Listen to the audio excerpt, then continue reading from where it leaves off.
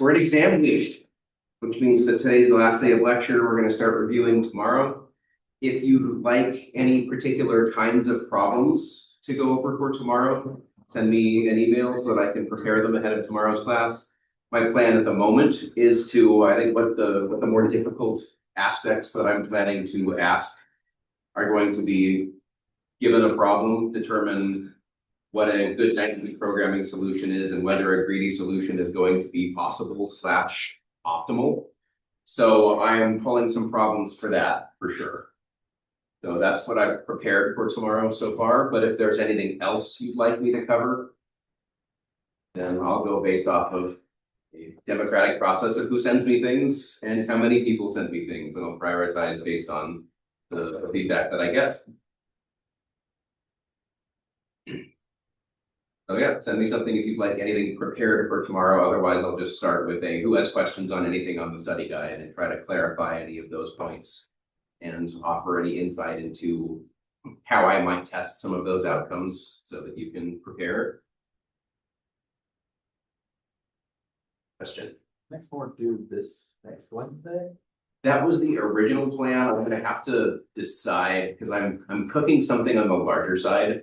It's in the last approval process with the TA, so I should have that to you today.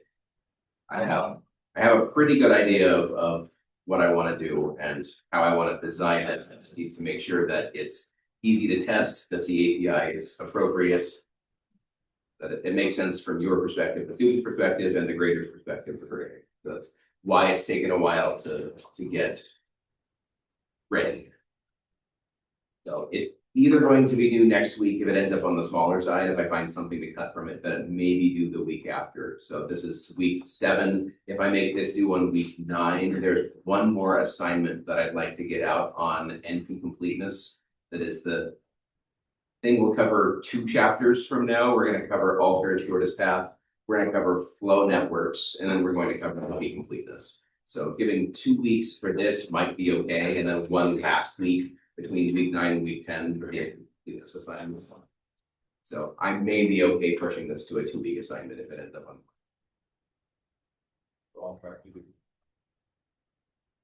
I believe so.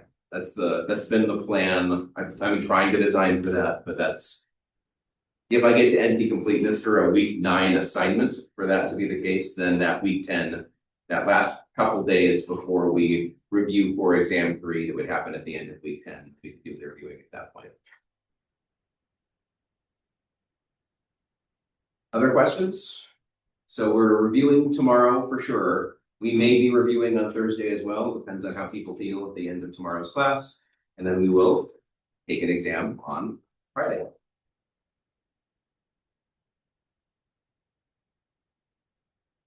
Anything else? All right, so we very briefly started thinking about all pairs shortest path, the end of yesterday's class. So we started out talking about, again, back to Dijkstra's and a repeated Dijkstra's algorithm, thinking that that would solve the all pairs shortest path problem. You run Dijkstra's in a loop over every possible vertex in a graph, and you have found every source to every destination shortest path. It would be great, though, if we could improve on that complexity, because we saw that this is basically worse than cubic in terms of the number of vertices in the graph if we're doing this process. And we can, in fact, do better than this if we use dynamic programming. And so I'm going to introduce you to the Floyd-Warshall algorithm. It's known as the go-to all pairs shortest path algorithm for finding every source to every destination faster than repeating Dijkstra's algorithm. So let's talk about it. Let's start with a design analysis. So we're looking at every source to every destination, and we want to use dynamic programming. So thinking about that, there are going to be some overlapping subproblems. How could we improve on repeating Dijkstra's over and over? When are we, if we did that, doing something that we'd already done before? That if we could store partial solutions, we could look them up rather than recalculate them. when are we recalculating solutions in Dijkstra's, repeated Dijkstra's?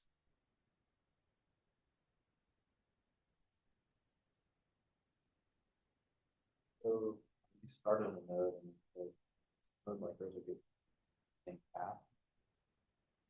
Not just reuse the path. Good store node.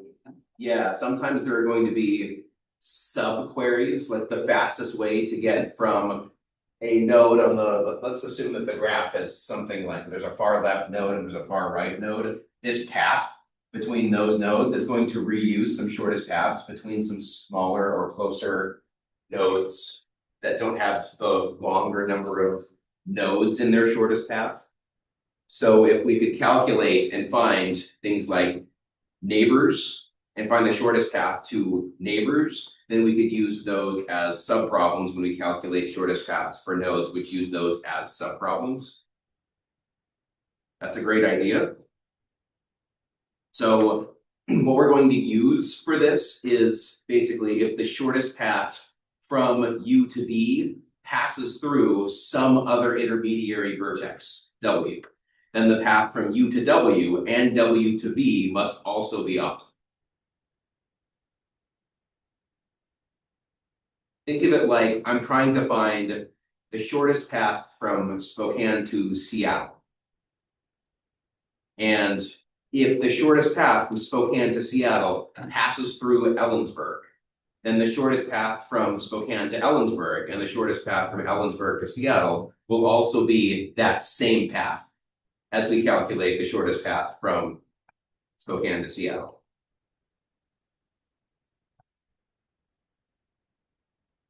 So thinking about that intuitively, that starts to make sense.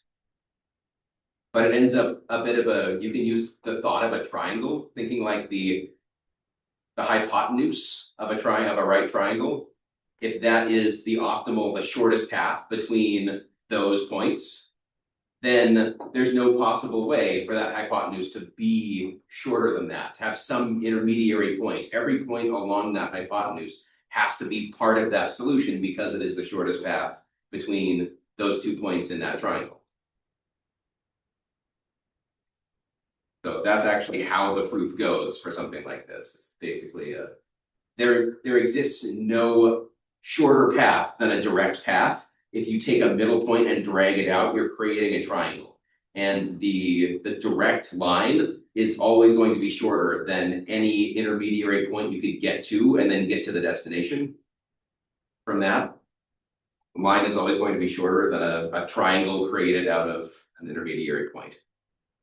So how we're going to go about this is we're going to start with a graph. We're going to number the vertices in the order we're going to consider them from 1 up to n. And Floyd-Warshall is going to iterate k times. We're going to calculate the shortest path between all pairs of vertices only using the subset of vertices that we have used so far. And as we iterate, we're going to be considering more and more and more vertices as part of this graph. Every time we add a new vertex, we're going to be reusing the shortest paths that we've seen so far when we can determine there's an intermediary point in the shortest path involving one of those vertices, we can start to look up the information that we already have. So on the k plus first iteration, a shortest path between U and V either has to be the same path that already existed, or it has to pass through the new vertex that we're considering, which allows us to take a minimum or a maximum depending on how we're storing and calculating edge. So it's probably a minimum if we're calculating edge weights, but we're going to see, does a new path through this new vertex that we're considering, will that be shorter than the existing shortest path? And the shortest path, including this new vertex, will already be lookups from something that we've previously calculated. So I'll have a visualizer for this so that we can actually see how this works. But the basic idea is we're just adding vertex after vertex to this graph, and we're starting to look at existing paths versus a new path through the new vertex that we're considering. Any questions on the basic idea here? I at least sound good. The visualizer will help a lot with visualizing the problem, for sure. Plenty more to learn, I'd say, but we have a good foundation so far. Good. Actually, Yes, go ahead. I was just gonna take a picture of the slide just to make sure you don't miss it. I know it's not gonna be posted for a little bit, so. Spirit. All right, so we should think about how we're going to store this. Any thoughts on what graph structure we should use to make these lookups as easy as possible?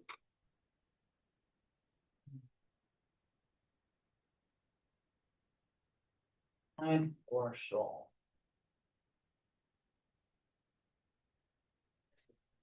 Would it be a directed graph? Not sure if I'm right, but So we definitely want to store the graph in some capacity. So this boils down to the adjacency matrix versus the adjacency list idea. If we're trying to do repeated lookups, or as shortest path being between a couple of paths that we've already calculated, we want those lookups to be as fast as possible because we're going to be doing a lot of them. So which structure has faster lookups, the matrix or the list? Matrix. Yeah. So it makes much more sense to store the graph as a matrix. Each vertex is going to be rows and columns, but we're going to be storing the shortest path that we've seen so far between the row vertex and the column vertex.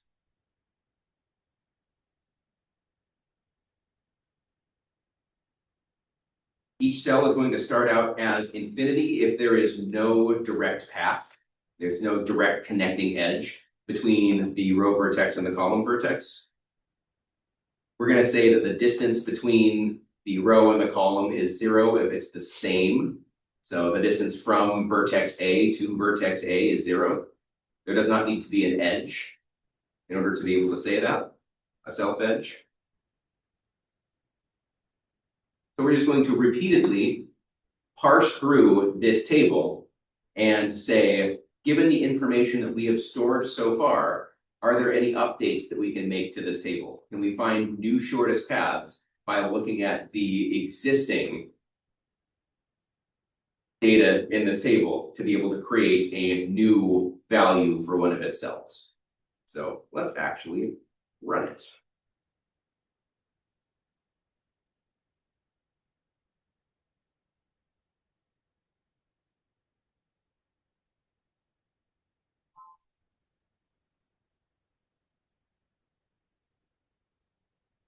Okay. I found this visualizer and like it a lot. So we're going to run it on this graph. Take a second, look at this graph, and just get a sense of what it is. And once we do this, we can just click let's go and start clicking next through the steps. So the setup, as we described, is we're running this on an n by n. See if I can zoom in a little bit at least and get a bit more of this on the screen. That's a bit better. So the n by n matrix that we have down at the bottom right is going to store 0 on the diagonal because the row and column vertex are the same. The distance from A to A is 0, even though there's no self edge. Other than that, if there is a direct connection between two vertices, we're going to store that information in the table as we initialize it. So there is a direct edge from A to B that costs 4. So the row A, column B is 4. Note that because these are directed edges, that does not mean that there is a path from B to A with cost 4. So this does not mirror like it would with an undirected edge. Any questions on the setup so far?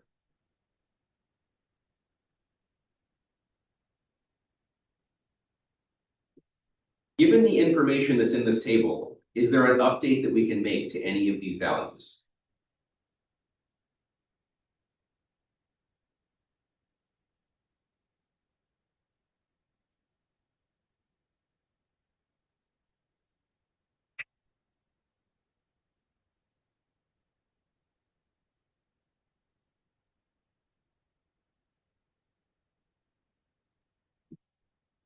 When we say A to C is infinity, is there a path that we can see in this table from A to C that involves two steps. Yes, What is that? let's see, first. Yeah, just Yeah. looking at the table, we can take this A to B and this B to C. 4 plus 9 is 13. So we should be able to update the value of this infinity A to C by just looking at the table and seeing that there is a two-step process for getting there. Okay,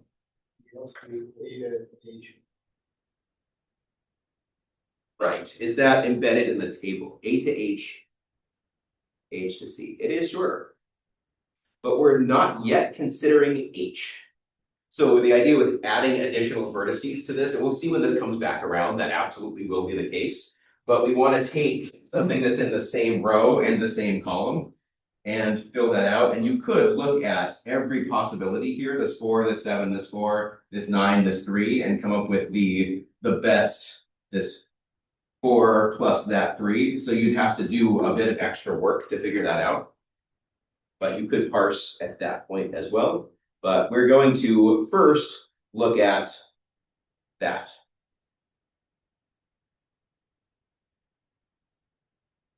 So there's a description on the right, which is why we're doing what we're doing.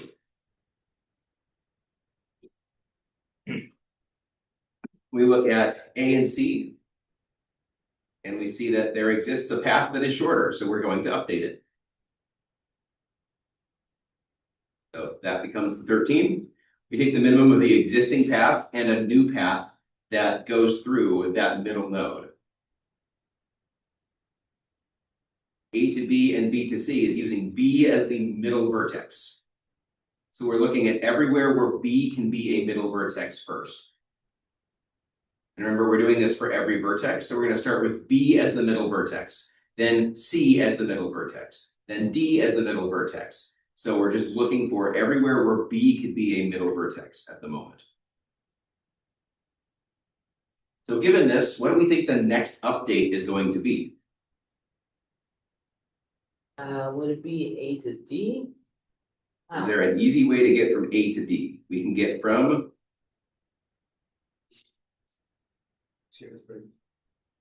yeah, so we're going to get those longer paths in the next iteration of this process. Yeah, just ask them first. No, that's good. It's good because there are a lot of options. I feel like this needs a visualizer because of this exact reason. A to F? Yeah, no, because we can get from A to B and B to F. Right now, A to F has infinity, but using B as the middle vertex, we can get there. That is, in fact, the next thing we're going to look at.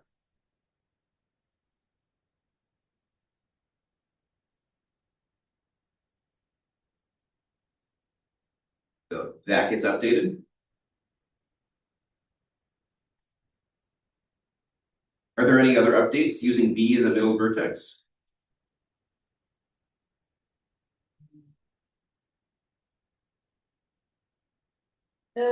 No. Wouldn't be less than the already existing value. We could get from A to B cost 4 and B to H with cost 1, total cost 5. That would have to be less than the value that's already in the table, which is 4.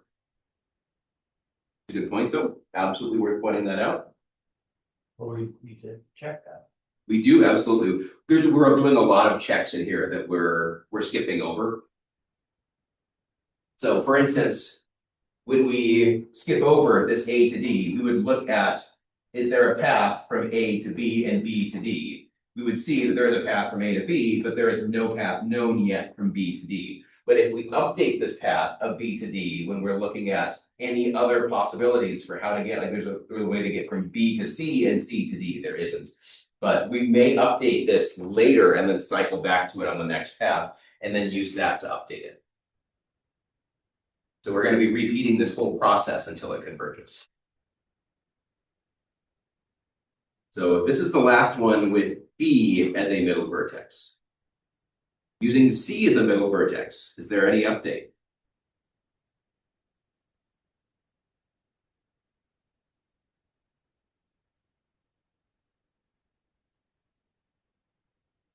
So we're looking, right now, we're just looking at old site, but We're going to be iterating the C row.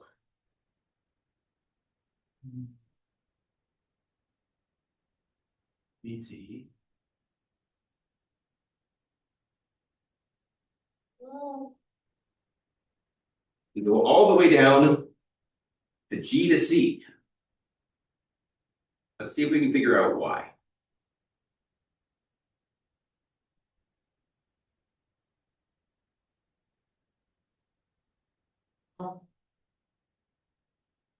Indices.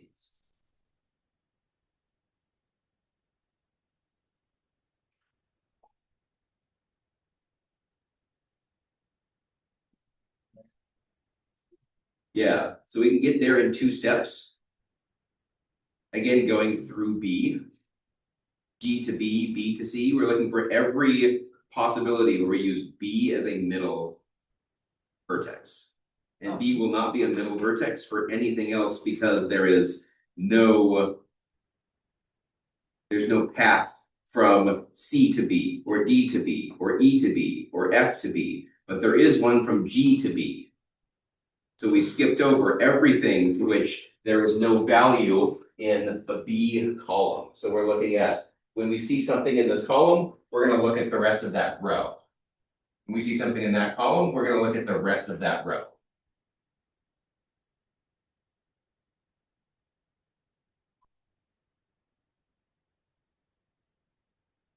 So similar here, 9 plus 4 is 13. That's what gets filled into the G to C, as we have found that. What's going to be next?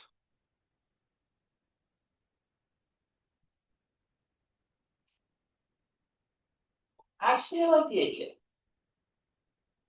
G to H. Why not G to F? We don't need to do anything about that. Because it already has a pathway and no other pathway we go to will Yeah, be great, will be less than the path that already exists. yes, we could go G to B and B to F, but that total cost is 10. Which is greater than the 7, so we're not going to update it. We would still need to check that for sure. But the next actual update involves a path that we have not found yet. So G to B is 4, B to H is 1. So we can get there with cost 5. So that gets written. Now there's nothing else in the B column, so we're going to loop back around in the outer loop and start considering middle paths through C.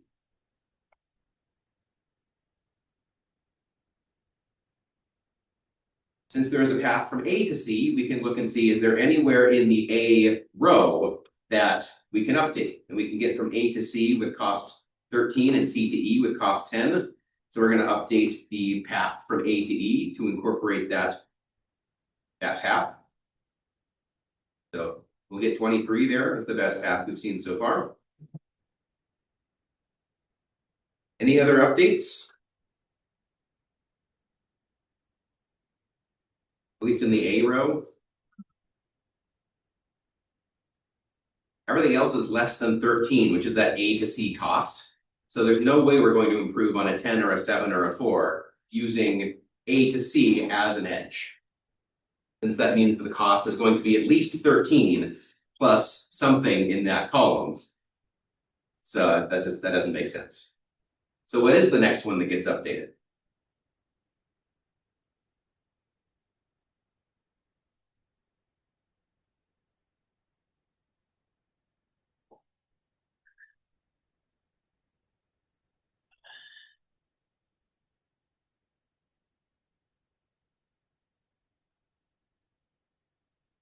I was actually thinking B to E, but I could be wrong. B to E? Or H to E, those are both good options. Yeah, we have a way from getting from B to C and C to E. So updating the B to E path should be possible. Oh, okay, let's see. Okay, yeah, I'm gonna be honest too, I wasn't sure if that was the path we'd be going down, but let's just roll with it. Yeah, again, we're looking at the C column. And so we're at the B row, so we're looking for anywhere where there is B to C and C to something that currently has a value that is higher than the pairwise cost there. So B to C, C to E, we'll fill this in with 10 plus 9, giving us 19.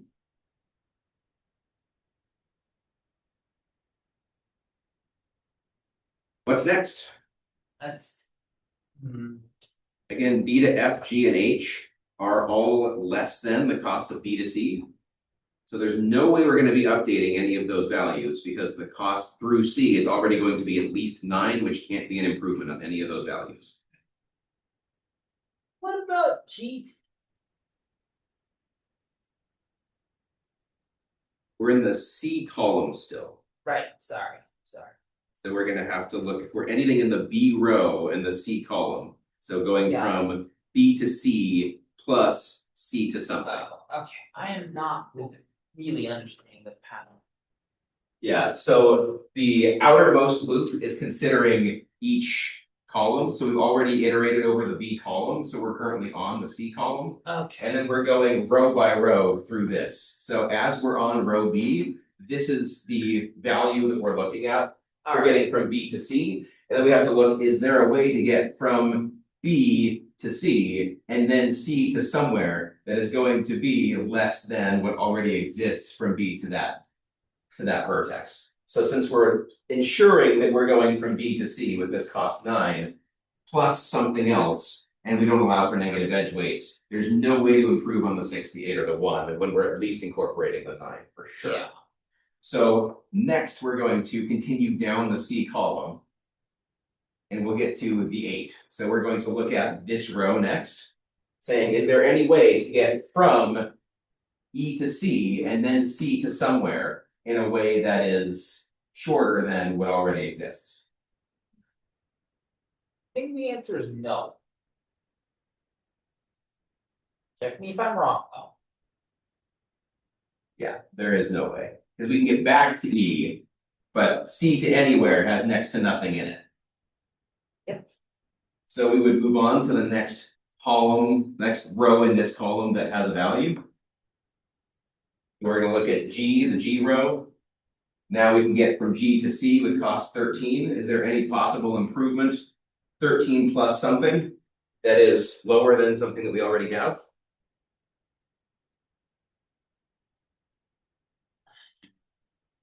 Yeah. When we have this C to E here, we can incorporate that. We get G to C and C to E. Right now, that value is infinity. But we can get 13 plus 10. Which is 23. Does that make sense? Think so? So that should be the next one we consider. Oh, I hope we are right.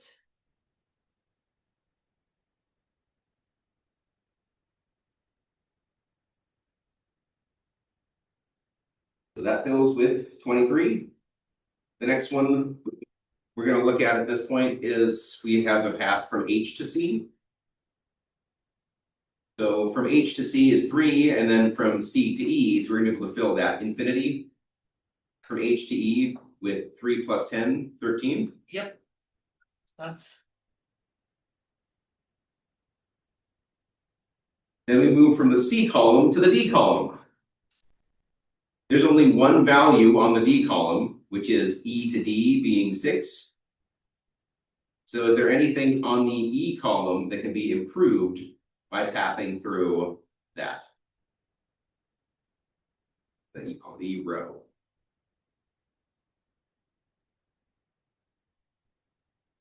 D can't get anywhere. So when we get from E to D, D can't get anywhere. There's no way we're going to incorporate anything there. Yeah, I didn't. So we're going to skip over the entire D column and move to the E column.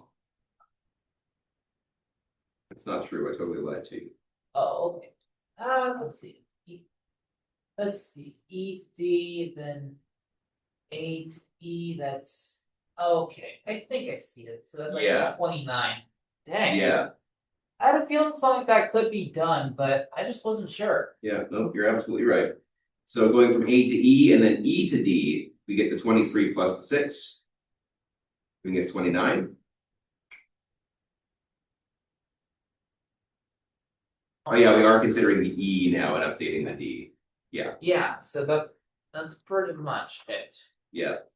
And then next, we're moving down the E and we're just gonna start updating the D column. Yeah, that's E to D, which is 6. Yeah, 25. Does anyone else want to join on the map? Mathematics, because. Do what? What's the next You're one? doing a great job, you should go. Alright, let's see.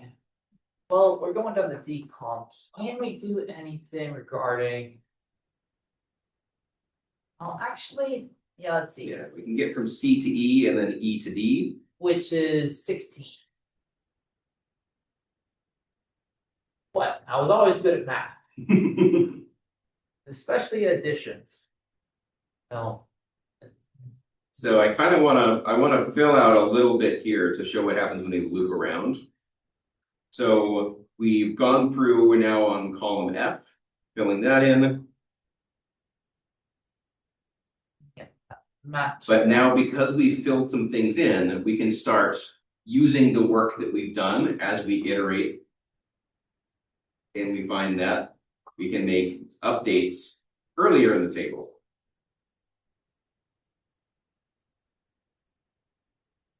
So as we find paths, as we loop back around, we can find new paths with new middle vertices. And we end up with tons of new information on this. But we'll find as we continue to do this that eventually we'll start looking at old values and being able to update them with new values based on paths that we found. So we'll get there here momentarily. Here we've looped around, and given that we just found a path from F to D, now we can incorporate that path as one of the optimal sub-portions of A to D.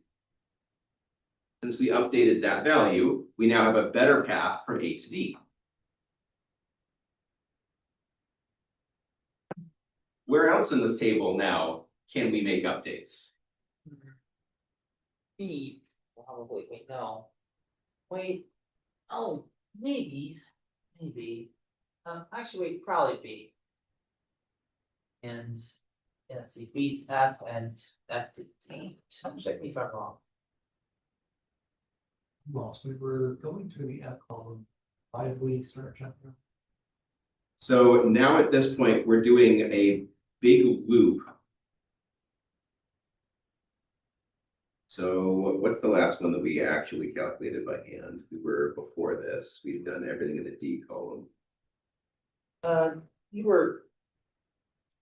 Yeah, so we start utilizing the updated values. So before we were just doing a single pass through the table to find paths of length 2. That's one way to think of the dynamic programming aspect of this. We're only finding so far paths of length 2. So then why did we interact?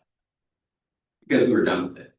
Everybody, we were done. Yeah, when we loop back around there and start using the work that we've done before, we're now finding paths of length 3, where we're combining a path of length 1 and a path of length 2 that was a pre-computed path of length 2 from before when we looked at a 1 and a 1. So that's how the dynamic programming part of this is starting to kick in. Yeah. So the graph already starts out with all the nodes knowing their edges, Yeah, the length 1 edges. and then it goes to The length 2, and then 3, and then 4. Yep. So it is exactly like the dynamic programming that you would expect to see. We're looking at all edges of length, whatever, and breaking them down into the pre-computed sections. It's just that we're not storing in this table, whether it was an edge of size 1 and an edge of size 2, it's just the best edge we've seen so far. As we iterate this table over and over and over and over, and you'll see that in the worst case, we do this entire iteration of this quadratic size table b times the number of vertices, because that's how we're going to find lengths of size 1, size 2, size 3, all the way to size b. If the best path goes through every other vertex, then it will find that on the very last pass on the table. So we do this at most b times. Does that make sense? That's the longest possible path between two vertices. is to go through every other vertex in the graph.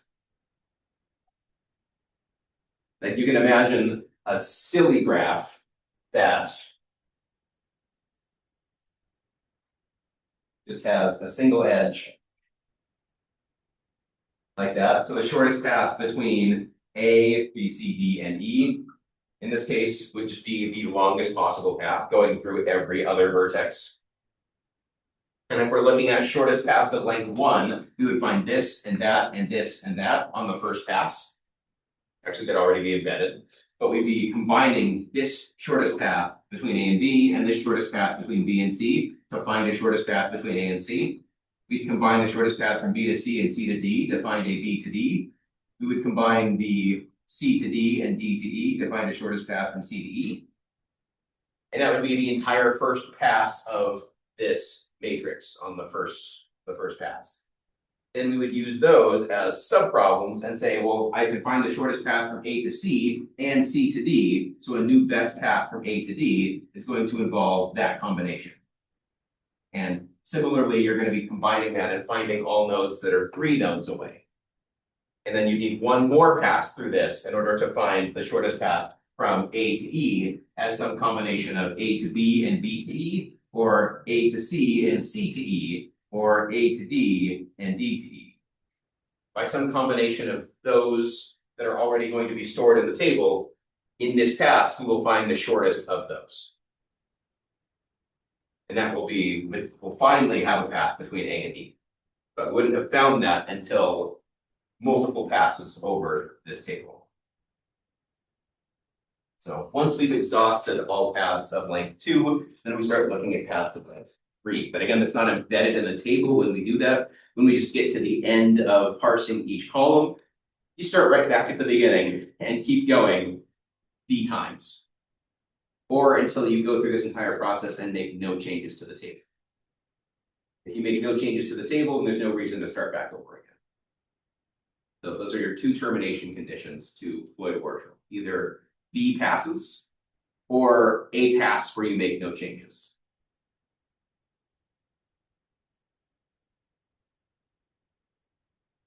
So let's see, where exactly did we finish that?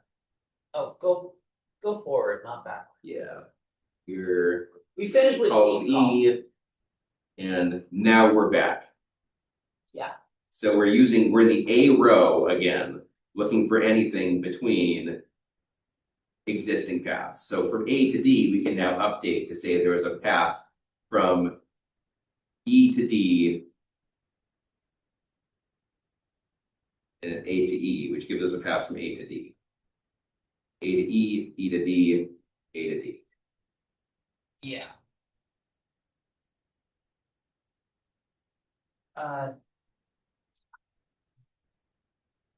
So if we look at in the actual graph, this is not a length 2, this is our first not length 2. When we say that we have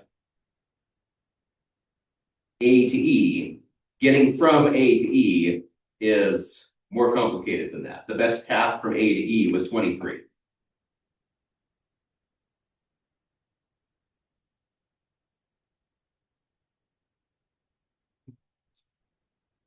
Yeah, so we're starting to consider longer paths here. We do the same thing. And we update just based on the information that we got the first pass through the table. Yeah. So how do we know this? Not really the columns. Because we did check them. In this algorithm, this visualization is only giving us the updates whenever we make a change to the table, but we have to check every single path. You can shorthand that a little bit if the path, we're looking for a middle path through the current column that we're on. Based on that, there may be, if that is already greater than the full path, then there's no reason to break it down and look at the options. So we can save a little bit of time there, but yeah, we are checking every single one of these every time. We're gonna check FGH. Yeah. Finally, and when today. Yeah.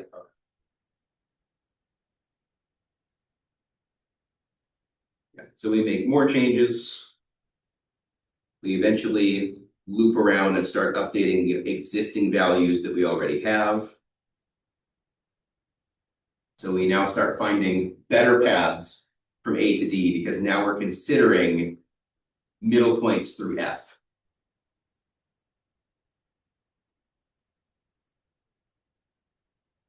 Middle point through E, great. Middle point here, middle point here. And we get further and further updates. And this terminates surprisingly quickly from here. And we're done. That was the very last step.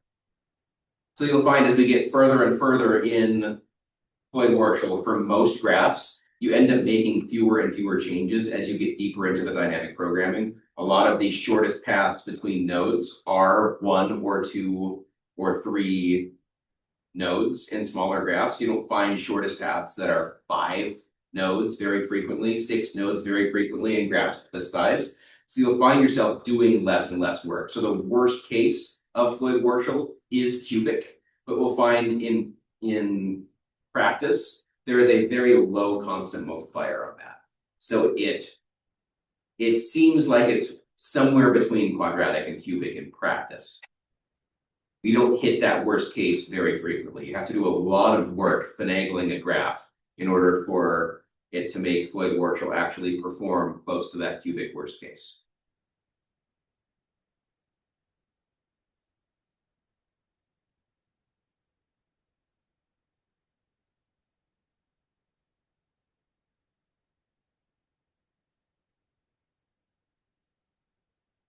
So kind of summarizing what we've seen, and we can keep playing around with this visualizer. It's also in the slides. I'll publish these slides as soon as possible so that you can go play around with this yourself if you'd like to. But we look at each pair of vertices, so each row and column pair for each potential new middle vertex. So that tells us that for each row, the vertices, for each column, the vertices, for each potential middle vertex, the vertices. So it's cubic based on the vertices. And we saw that repeated Dijkstra's, we look back at the very beginning of this, repeated Dijkstra's would have worked in BE log B. And again, in the worst case for a dense graph, E is B squared. So that's cubic log B, which is worse than cubic. And repeated Dijkstra's would actually take that in the average case as well. So there's not, we don't usually get a good constant factor speed up from repeating this work. So Floyd-Warshall in practice, even though it just looks like it's a logarithmic factor faster, in practice is faster than that. So it makes it very worth using when we actually want to find the shortest path between every source vertex and every destination vertex. But it's not faster than Dijkstra's on a single source. So that's why we still use Dijkstra's, because if we just care about one-to-one or one-to-many, a single pass of Dijkstra's will be faster than Floyd-Warshall. There's no way to stop early on Floyd-Warshall. We can't answer the same question that we answer for Dijkstra's, the single source, without solving the entire table. So there's no way to utilize the dynamic programming of Floyd-Warshall in the single source case, which is why, again, we care about both of those algorithms. So you should know both Dijkstra's for single source and Floyd-Warshall for all pairs. Because there are times where both are important. I should say where either is important. So, but I want to spend a little bit of time doing for the rest of class, and we'll be coming back to this whenever we come back to material again, is I want to actually have a group project in class to start thinking about and writing some pseudocode for this. We don't have a ton of time today, but let's at least get the process started, start brainstorming and thinking together about what would the pseudocode for this look like. Because you're going to be implementing this on your next assignment as a part of the next assignment, will not be the entire assignment.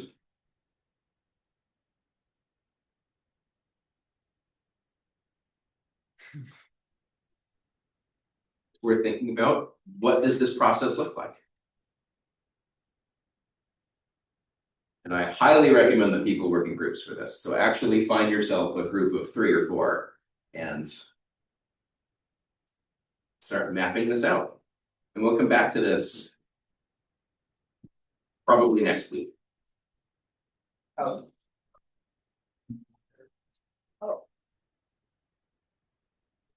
So, and then.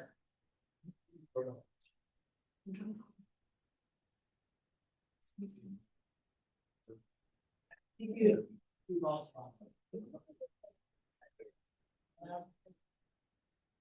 Yes.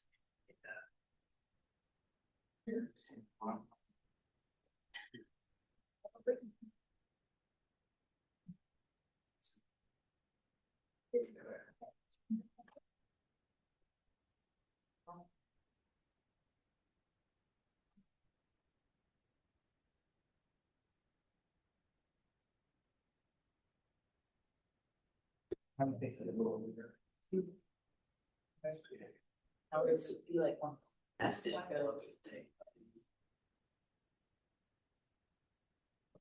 If you triple that, then probably. A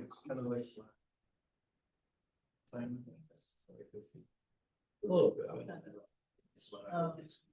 Something else. Yes, I was saying, right, we're, there's another value of agreement as a break. Yeah. Somebody can get.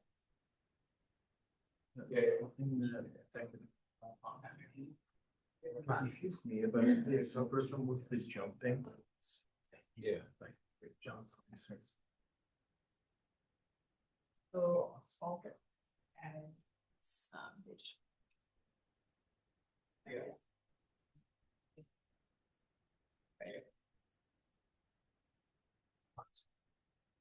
I know it's underground, but what was in this one? It's columns.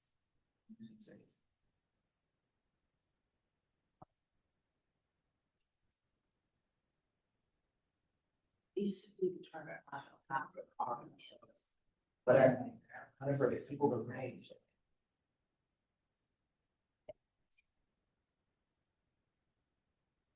So we have over here to here. See it. Use the light. And see if there's any paths. It's not out of this. Okay. So we fill in some scrub. Here to here and then. To here. And once you reach bottoms, then. The next column. So we still look at this one to this. Like. That was one of this one. Is there way to get here? Here's their way to get here. Then there'd be something else that we do, etc. Keep doing. Back to the beginning and do it all over. Okay, yeah. Sure, but I think it's the funny about it actually.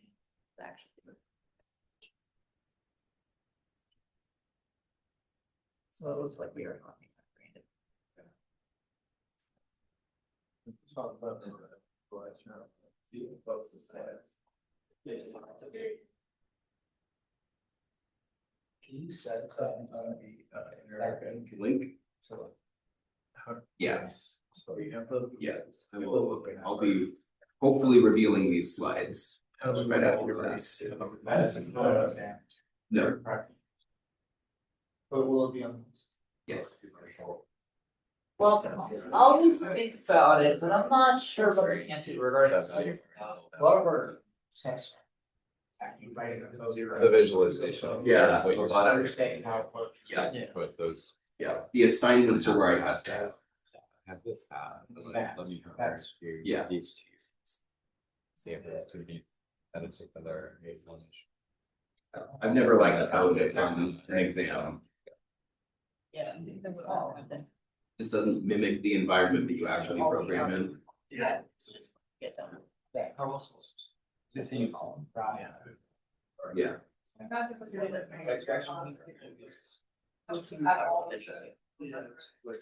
Definitely. Yeah. Yeah. Like what I was saying. It has a place in the very introductory courses where you're taught about syntax and then you're learning the keywords and structures, but I find that once you get to good courses, how would belong to like instead of projects. Go a lot more. I do know. Like it pays no matter what, but the department itself is based on the enrollment of courses. So the more majors we have, the more people are taking more classes, that's good, I thought. No updates really integrated. Yeah. We're actually moving back to cheating. We're on this. Yeah. Health statement.